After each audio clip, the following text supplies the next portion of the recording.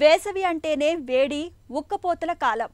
ప్రచండమైన ఎండదాటికి ఒంట్లో ద్రవ నష్టంతో పాటు వడదెబ్బ తగలడం వరకు అనేక విపత్తులు ఎదురవుతుంటాయి.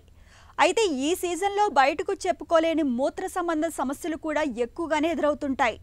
మూత్రంలో చురుకుమనే మంటలు, మూత్రనాళ ఇన్ఫెక్షన్లు, కిడ్నీలో రాళ్లు మొదలైన సమస్యలు మనల్ని బాగా ఇబ్బంది పెడుతుంటాయి.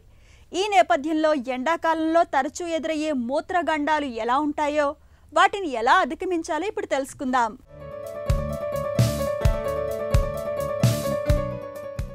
ఈసారి వేసవి ఎండలు మండిపోతున్నాయి. సూర్యుడు మనుషుల నెత్తిన స్ట్రా పెట్టి ఒంట్లోని తేమనంతా పీల్చేస్తున్నాడా అన్నట్లున్నాయి ఎండల భగభగలు. సూర్యతాపానికి ఒంట్లో ఉన్న ఖనిజ లవణాలన్నీ ఇట్టే చెమట రూపంలో ఆవిరైపోవడం ఈ సీజన్లో సాధారణమే.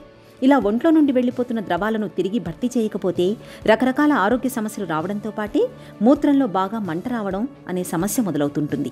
మూత్రానికి వెళ్లినా చుక్కలు చుక్కలుగా విసర్జన జరుగుతూ చురుక్కుమనే మంటతో విలవిల్లాడిపోతుంటారు మనలో చాలామంది. ఇలా మూత్రంలో మంట వస్తుందంటే అది మూత్ర ఇన్ఫెక్షన్లకు దారితీస్తుంది.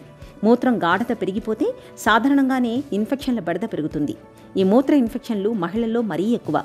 ఈ పరిస్థితి శృతి మించితే చాలామందిలో మూత్రం ఆగిపోవడం కూడా చూస్తుంటాం.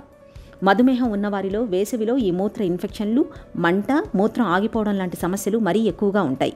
ఈ సమస్యలను నివారించుకునేందుకు మనం చేయాల్సిన ఏకైక మార్గం మన దేహానికి అవసరమైన నీటిని లోపలికి తీసుకోవటమే. ఎందుకంటే మామూలు సమయాల్లోనే మన శరీరం నుంచి దాదాపు 1600 మిల్లీలీటర్ల మూత్రం బయటకు పోతుంటుంది. దీంతో శరీరం నుంచి కోల్పోయిన నీటిని భర్తీ చేయడానికి కనీసం రోజుకు 3 లీటర్ల నీటిని తాగాల్సి ఉంటుంది. ఇక వేసవిలో అయితే 5 నుంచి 6 లీటర్ల వరకు నీళ్లు తాగాల్సి ఉంటుంది.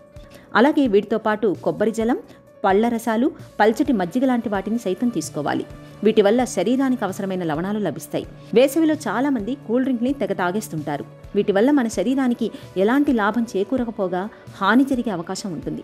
కూల్ డ్రింకుల సాంద్రత మన శరీరంలోని రక్తం సాంద్రత కన్నా ఎక్కువగా ఉండడంతో ద్రవాభిసరణ ప్రక్రియ పెరిగి మన దేహంలో నీటి శాతం మరింతగా తగ్గే ప్రమాదం ఉంటుంది. కాబట్టి వేసవిలో కూల్ డ్రింక్స్ జోలికి వెళ్ళకపోవడమే మంచిది.